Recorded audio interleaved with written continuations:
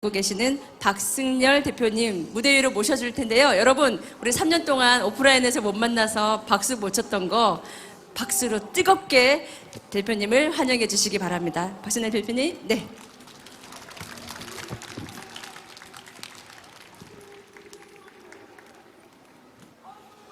국민대회에 참석하신 여러분 반갑습니다. 그리고 세월호 참사를 잊지 않겠다, 기억하겠다, 그 약속을 지켜주셔서 참으로 감사드립니다. 정말 고맙습니다. 그리고 우리 옆자리에 계신 한번 옆으로 돌아보십시오. 바로 옆에 있는 분들이 우리의 동지이고 우리와 함께 싸워갈 새로운 민주사회를 만들어갈 우리의 동지들입니다. 서로에게 감사의 마음을 한껏 표현해 주셨으면 좋겠습니다. 고맙습니다. 그런데 국민대회를 준비하면서 또 이 자리에 참석하신 여러분들도 역시 매우 착잡한 심정일 것입니다. 우리는 문재인 대통령에게 대해서 진상이 규명되고 책임자가 처벌되고 생명이 존중받는 새로운 사회가 만들어질 것이라고 한껏 기대했습니다. 그러나 그 기대는 무너졌습니다. 그리고 새로운 정부를 담당할 윤석열 당선자는 우리 시민들에게 약속하지 않았습니다. 4.16 연대가 또 가족들이 생명을 존중하는 새로운 사회를 만들자라고 한 것을 약속하자고 요구했을 때 약속하지 않았습니다. 그리고 인수위에서도 과연 새로운 생명 존중하는 세상을 만들기 위해서 어떤 정책을 만들어가고 있는지 보이지 않습니다. 그래서 우리가 국민대회를 준비하면서도 매우 착잡합니다. 뭘 기대할 수 있을까? 우리의 앞길은 어떻게 열려갈까? 매우 착잡합니다. 그러나 여러분, 우리가 확신합니다. 우리의 미래는 누가 열어가겠습니까? 바로 우리가 새로운 세상을 만들어 갈 것입니다. 누구에게도 의지하지 않고 우리의 단결된 힘으로, 우리의 민주시민들의 성숙한 힘으로 생명이 존중되고 진실이 규명되는 새로운 사회를 만들어 가게 될 것입니다. 우리는 기억합니다. 2017년 8월 문재인 대통령이 가족들을 청와대에 초청했습니다. 그리고 그 자리에서 사과했습니다. 정부의 무능과 무책임에 대해서 사과했습니다.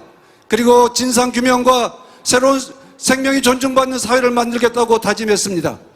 그러나 무엇이 바뀌었습니까? 어떤 성과가 있었습니까? 무능한 공무원이었던 해경 지휘부는 처벌받지 않았습니다. 사임했던 이유 하나만으로 공무원이라고 한 그 직책에 대해서 징계조차 없었습니다. 그러면 그 이후에 무능한 공무원들에 대해서 처벌할 수 있는 조항을 만들었습니까? 제도를 만들었습니까? 청와대 비서실과 기무사와 경찰과 저 국정원이 가족들을 사찰했습니다. 그들을 탄압했습니다. 거기에 대해서 사과했습니까? 그리고 그에 대한 방지 대책을 만들었습니까? 언론을 동원해서 왜곡하고 극우 보수단체에 뒷돈을 줘서 혐오와 모욕을 일삼았습니다. 그거에 대해서 공개 사과했습니까? 진상이 규명되었습니까? 그들이 처벌받았습니까?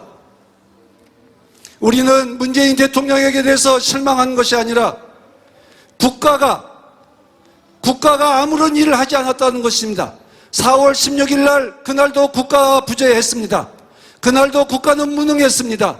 지난 8년 동안 국가는 무능했고 국가는 아무런 변화가 있지 않았습니다. 우리는 국민대회를 통해서 요구합니다. 대통령의 감성적인 사과가 아니라 국가의 사과를 요구합니다. 국가의 법과 제도의 변화를 요구합니다. 새로운 재난 참사를 막기 위해서 국가는 시민들을 보호하기 위해서 국가는 무엇을 할 것인가에 대해서 약속할 것을 요구하고 있습니다. 우리는 그것을 국가폭력에 대한 사과라고 표현했습니다. 대통령 개인의 사과가 아니라 국가의 사과, 국가폭력에 대한 사과와 그리고 재발 방지 대책을 요구합니다. 재난 참사를 겪은 피해자들에 대해서 탄압과 억압을 일삼았던 국가 제도의 변화를 요구합니다. 국가 정보를 감추어 두고 있는 국가의 회개를 요구합니다. 기무사와 해군과 국정원은 국가 기밀이란 이유로, 군사 기밀이란 이유로, 청와대에 있었던 문서는 대통령 기록물이라는 이유로 다 봉쇄되었습니다. 진상을 규명하는데 전혀 도움이 되지 않고 있습니다. 그러면 그 이후에 국가는 이제는 재난 참사에 대해서는 어떤 정보도 아낌없이 공개하겠다라고 다짐하고 제도를 만들었어야 할 것입니다. 그러나 대통령 기록물과 군사 기밀이라는 이유로 아무런 것도 공개하지 않았을 뿐만 아니라 새로운 재난에 대해서도 대책 세우지 않았습니다. 우리는 이 자리 국민대회를 모인 것 이유는 간단합니다. 하나입니다.